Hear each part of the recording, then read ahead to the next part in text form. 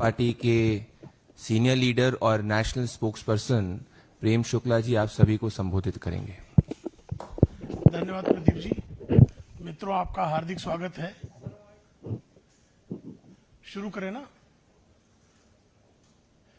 कांग्रेस और INDI alliance की सरकारें भ्रष्टाचार, व्यभिचार और बलात्कार करने वालों की आका बन चुकी हैं। कांग्रेस जहां जहां जाती है वहां वहां लूट और कंगाली ले आती है। इसका उदाहरण, इसको प्रमाणित करने का काम कर्नाटक और हिमाचल प्रदेश की सरकारों ने किया है। कल ही आप लोगों को ध्यान होगा कि हिमाचल प्रदेश में वहां के मुख्यमंत्री ने हिमाचल प्रदेश के आर्थिक दिवालियेपन का इजहार किया है। श्रीमान राहुल गांधी कहा करते थे कि लोगों के खाते में खटाखट पैसे आएंगे। खटाखट पैसे तो नहीं आए, फटाफट जो है दिवाला जरूर पिट गया। इतना निश्चित है। जिस तरह से हिमाचल प्रदेश में कल सबके सामने आया है कि 9 जो हमारे देश के पहाड़ी राज्य हैं, उन 9 पहाड़ी राज्यों में सबसे अधिक आर्थिक बदहाली की स्थिति में हिमाचल प्रदेश है और कर्ज में इस समय दूसरे पर कैपिटा डेट में, प्रति व्यक्ति कर्ज में हिमाचल प्रदेश इस समय देश का दूसरा सबसे अधिक प्रति व्यक्ति कर्ज वाला राज्य बन चुका है। हिमाचल प्रदेश पर इस समय 87,000 करोड़ रुपयों का कर्ज है और अगले वित्त वर्ष से पहले ही यह कर्ज का आंकड़ा 1 लाख करोड़ की सीमा को पार कर जाएगा। हिमाचल प्रदेश का सालाना बजट 58,444 करोड़ रुपयों का है और उसमें सिर्फ वेतन, पेंशन और पुराना कर्ज चुकाने में प्रतिवर्ष 42,079 करोड़ रुपए चले जा रहे हैं। और आपको याद होगा इसी हिमाचल प्रदेश में ओल्ड पेंशन स्कीम की बात करके चुनाव जीता गया था। आज दिन तक ओल्ड पेंशन स्कीम लागू करने की उनकी हिम्मत नहीं हुई। ये अलग बात है कि केंद्र सरकार ने केंद्र के कर्मचारियों के लिए और जो राज्य चाहे उनके लिए यूपीएस स्कीम लागू कर दी है, लेकिन ये ओपीएस लागू करने का साहस किए बिना ही आज उनका दिवाला पिट चुका है। यही दशा कर्नाटक में भी हुई है। कर्नाटक का भी वहां परिवहन कर्मचारियों का वेतन उनके खातों में न जाने के कारण परिवहन के कर्मचारियों को हड़ताल तक करना पड़ा और कर्नाटक में उन्होंने बीते दिनों दूध का भाव बढ़ाया, पेट्रोल डीजल का भाव बढ़ाया, यहां तक कि पानी का भाव बढ़ा दिया। लेकिन आपको जानकर आश्चर्य होगा कि कल कर्नाटक की सिद्धारमैया की सरकार ने प्रीमियम शराब का भाव नीचे कर दिया। आपको याद होगा फ्रांस की क्रांति के दौरान एंटोनियो ने कहा था कि अगर आपको ब्रेड नहीं मिलता तो आप केक खाइए। क्या कांग्रेस की सरकार यह संदेश देना चाह रही है कि आप अगर महंगा पानी ना पी पाए तो हम शराब सस्ती कर दे रहे हैं, शराब पिए? एक फ्रांस की एंटोनियो थी और एक कांग्रेस की सरकार है। अब उनकी कांग्रेस की सरकार की राजमाता का मैं नाम ले लूंगा, मूल वाला, तो कांग्रेस के तमाम नेता बहुत चिढ़ जाएंगे। उनकी ये दशा है। और ये लूट की सरकार जो है किस तरह की हरकतें करती है आप सबने जो है कर्नाटक में देखा ही है कि सिद्धारमैया मुदा, उनका पूरा परिवार मुदा के जमीन घोटाले के मामले में आरोपों के घेरे में है। अब जो है उस पर भी उनको शांति नहीं मिली। उनके उप मुख्यमंत्री डीके शिव कुमार पहले से ही घोटालों के मामले में उनका जो है जांच से अभियोजन तक पहुंच गए हैं। अब उनके राष्ट्रीय अध्यक्ष मल्लिकार्जुन खड़गे के परिवार ने किस तरह से सिद्धार्थ विहार ट्रस्ट के नाम पर जमीन घोटाला किया है, ये सबके सामने है। हमारी मांग है कि इस मामले की सीबीआई जांच होनी चाहिए। जिस तरह से श्रीमान मल्लिकार्जुन खड़गे और कर्नाटक की सरकार में उनके मंत्री पुत्र प्रियांक खड़गे ने जिस तरह का जमीन घोटाला किया है, उस जमीन घोटाले की सीबीआई जांच होनी चाहिए। जिस तरह से सिद्धार्थ विहार ट्रस्ट, और इस सिद्धार्थ विहार ट्रस्ट में लोग कौन है, इसमें जो है उनकी अपनी पत्नी, अपने उनके मल्लिकार्जुन खड़गे के अलावा उनकी पत्नी राधाबाई खड़गे, उनके दामाद और गुलबर्गा के सांसद राधाकृष्ण डोड्डामणि, उनके बेटे और कर्नाटक सरकार मंत्री प्रियांक खड़गे और दूसरे बेटे राहुल खड़गे हैं। और जो लोगों के सामने मामला आया है उसमें साफ तौर पर दिखाई दे रहा है कि एरोस्पेस पार्क की इस जमीन को लेने के लिए 71 समूह प्रतीक्षा में थे, लेकिन सिंगल विंडो सिफारिश करके ये 5 एकड़ की का भूखंड मल्लिकार्जुन खड़गे को श्रीखंड समझ के परोस दिया गया। कांग्रेस की सरकार ने, सिद्धारमैया ने अपना खुद घोटाला किया, तो कहा अब अपने राष्ट्रीय अध्यक्ष को भी अगर एक घोटाले का लाभार्थी नहीं बनाया गया तो राष्ट्रीय अध्यक्ष नाराज हो सकते हैं। इसलिए उन्होंने ये जमीन दे दी। कर्नाटक की सरकार में सोशल वेलफेयर डिपार्टमेंट के मुख्य सचिव मेजर मणिवन्नन पी ने कर्नाटक की सरकार को पत्र लिखकर सरकार के इस सोशल वेलफेयर प्रोजेक्ट विभाग के लिए इस भूखंड की मांग की थी। उससे अधिक पात्रता और किसी की हो ही नहीं सकती थी। सोशल वेलफेयर, सामाजिक कल्याण की बजाय जो है ये परिवार कल्याण का कार्य प्रारंभ कर लिया गया। और ई ऑक्शन बिना किए, अगर इसका ई ऑक्शन किया जाता तो कर्नाटक की सरकार को 15 से 20 करोड़ रुपयों की राजस्व की प्राप्ति सुनिश्चित थी, लेकिन ये उन्होंने नहीं होने दिया। और क्या ये परिवार जो है, कर्नाटक के लोगों को जो है वेतन देने के लिए पैसे नहीं है, लेकिन राष्ट्रीय अध्यक्ष पर लुटाने के लिए उनके पास 15-20 करोड़ रुपयों की खैरात है। तो ये साफ बताता है कि लूट और कंगाली, जहां जहां कांग्रेसी जाते हैं लूट और कंगाली लेकर आते हैं। और कल एक और घटना हुई है कर्नाटक में। कर्नाटक की सरकार ने श्री हनुमान की जन्मस्थली माने जाने वाले कर्नाटक के गंगावटी नगर में वहां के लैंप पोस्ट पर श्री हनुमान जी और श्री राम जी के अंकित चित्रों को हटाने का निर्देश दे दिया।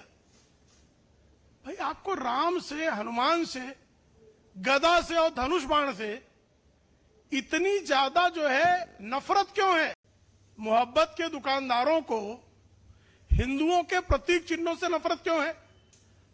आप अगर इस तरह की बातें करेंगे तो आपसे स्वाभाविक तौर पर सवाल पैदा होगा कि डॉक्टर बाबा साहब आम्बेडकर ने इस देश को संविधान की जो प्रति समर्पित की थी, उस संविधान की प्रति के प्रथम पृष्ठ पर वहां जो है श्री राम दरबार की भव्य चित्र प्रकाशित किया गया था।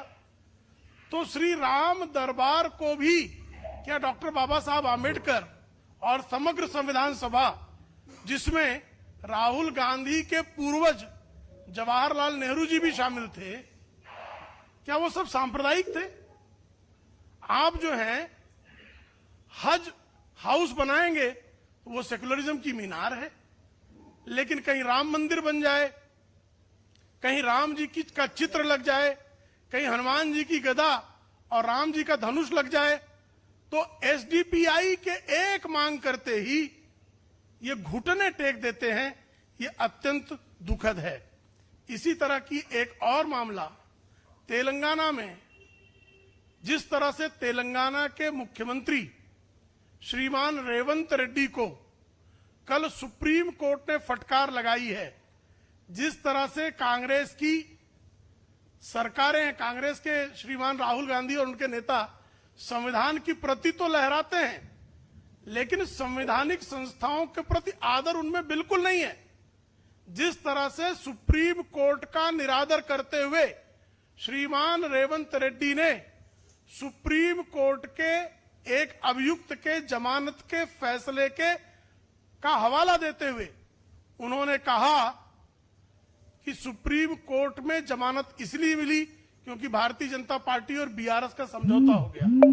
तो आप जो है संसद को अपमानित करें, कलंकित करें, आप निर्वाचन आयोग जैसी संवैधानिक संस्था के प्रति जो है अपमानास्पद बातें करें, और अब सुप्रीम कोर्ट के खिलाफ भी इस तरह की टिप्पणियां कांग्रेस कर रही है जो अत्यंत निंदनीय है। विदेशों की भूमि पर जाकर राहुल गांधी भारत के संवैधानिक संस्थानों जिसमें सुप्रीम कोर्ट भी शामिल है, इनके खिलाफ पहले भी टिप्पणियां कर चुके हैं, और सुप्रीम कोर्ट में टिप्पणियां झूठ बोलकर श्रीमान राहुल गांधी कांग्रेस के पहले अध्यक्ष ऐसे बने जो सुप्रीम कोर्ट में हलफनामा दायर करके, जिन्होंने जो है हलफनामा दायर करके माफी मांगी। सुप्रीम कोर्ट सर्टिफाइड झूठे हैं वो, ये सिद्ध हो चुका है। तो ये हरकत पहले भी इन्होंने की है और तेलंगाना की घटना से एक बार ये फिर से सिद्ध हुआ है। और इसी तरह सुश्री ममता बनर्जी जो कर रही हैं बंगाल में, वो सब आपके सामने है। इंडी अलायंस की पार्टनर सुश्री ममता बनर्जी ने जिस तरह से बंगाल के आम जनों को, छात्रों को जिस तरह से धमकाने का काम किया, जिस तरह से उन्होंने कहा कि यह आग जो है वो असम, उड़ीसा, नॉर्थ ईस्ट होते हुए दिल्ली तक चली जाएगी, और जो छात्र प्रदर्शन कर रहे थे उनको धमकाया गया कि आपका पासपोर्ट और वीजा नहीं बनेगा। एक संवैधानिक पद पर बैठी हुई मुख्यमंत्री की इस भाषा पर जिस तरह की चुप्पी संविधान लहराने वाले राहुल गांधी साधे हुए हैं, जिस तरह से उन ममता बनर्जी को अखिलेश यादव समर्थन देते हैं, जिस तरह से ऐसी अराजकता की धमकी देने वाली मुख्यमंत्री के समर्थन में तेजस्वी यादव खड़े होते हैं, इससे इंडी अलायंस इस देश में किस तरह से आग लगाने का इरादा रखता है। याद रहे, श्रीमान राहुल गांधी पहले ही इस देश में आग लगाने की धमकी दे चुके हैं। चुनाव के समय परिणाम आने के पहले समाजवादी पार्टी के अखिलेश यादव भी इस देश में आग लगाने की धमकी दे चुके हैं। तो ये इंडी अलायंस के नेता भ्रष्टाचारियों को बचाने के लिए, व्यभिचारियों को बचाने के लिए, बलात्कारियों को बचाने के लिए इस देश को बारंबार आग के हवाले करने की जो बात कर रहे हैं, वो निश्चित तौर पर यह दिखा रहा है कि टुकड़े टुकड़े गैंग इनके भीतर जो है बहुत भली भांति प्रवेश कर चुका है।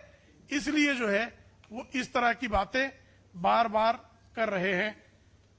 हमारी ऐसी स्थिति में मांग है, एक, श्रीमान मल्लिकार्जुन खड़गे के विरुद्ध सीबीआई की जांच होनी आवश्यक है।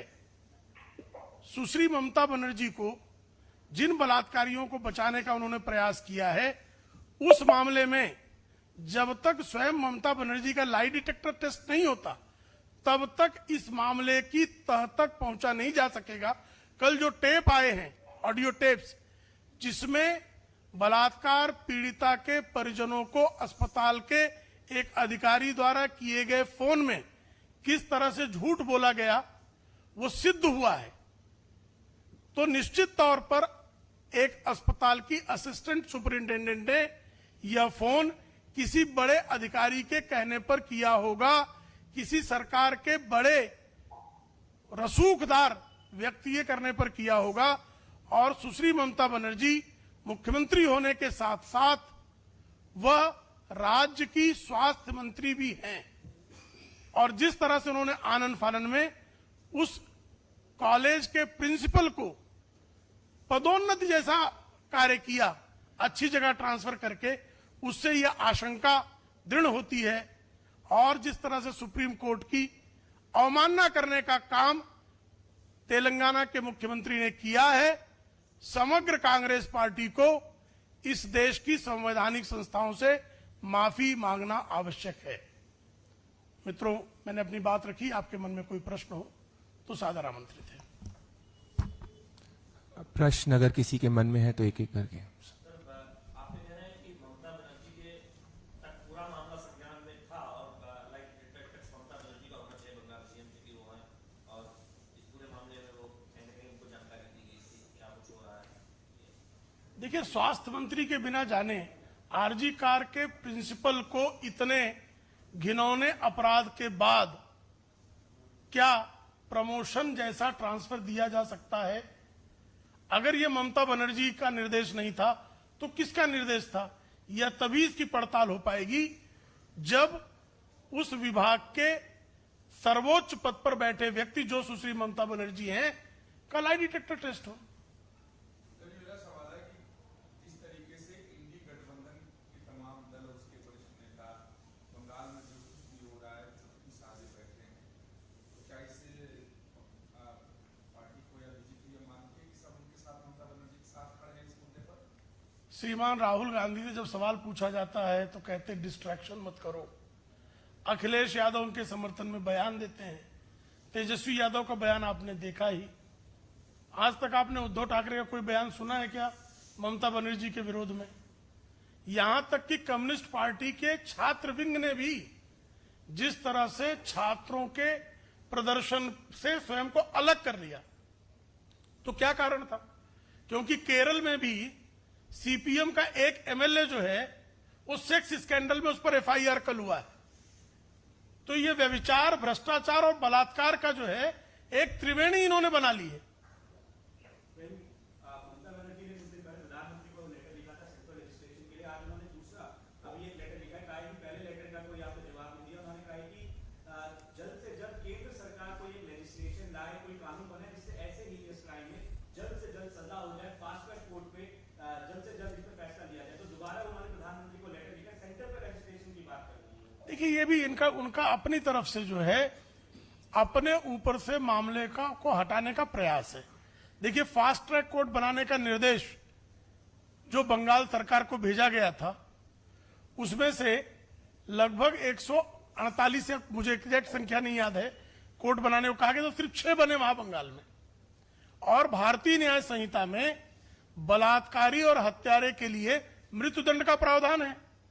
और फास्ट ट्रैक कोर्ट बनाने का अधिकार जो है सुश्री ममता बनर्जी के पास, चूंकि इस तरह के जो ट्रायल हैं वो सेशन कोर्ट के दर्जे के कोर्ट में चलते हैं, तो ये अधिकार तो सुश्री ममता बनर्जी के पास है। तो इन अधिकारों पर का वो पालन क्यों नहीं करती? और ममता बनर्जी कृपा करके बता दें कि उनके कार्यकाल में बलात्कारियों को मृत्युदंड की सजा उनके राज्य के अभियोजन ने कितने मामलों में मांगी है? अपने आप दूध का दूध पानी का पानी हो जाएगा।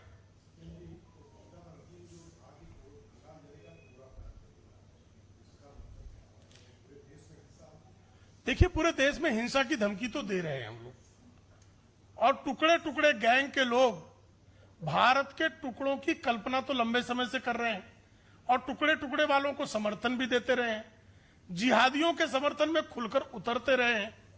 अब अराजकता और आतंक का जिस तरह का वो समर्थन कर रही है और ऐलान कर रही है, वो निश्चित तौर पर उनके इरादे को का संकेत दे रहा है।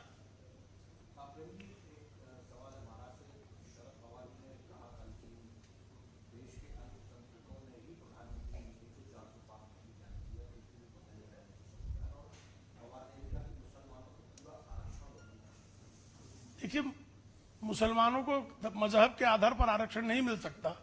ये तो डॉक्टर बाबा साहब आम्बेडकर के संविधान में इसका संविधान सभा के सदस्यों ने ही प्रावधान कर रखा है।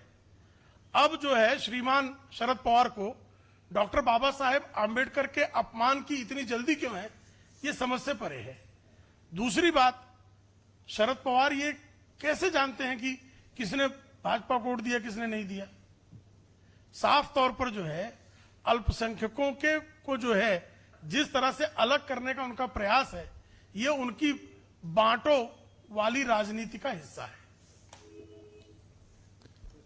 हो गया भाई साहब?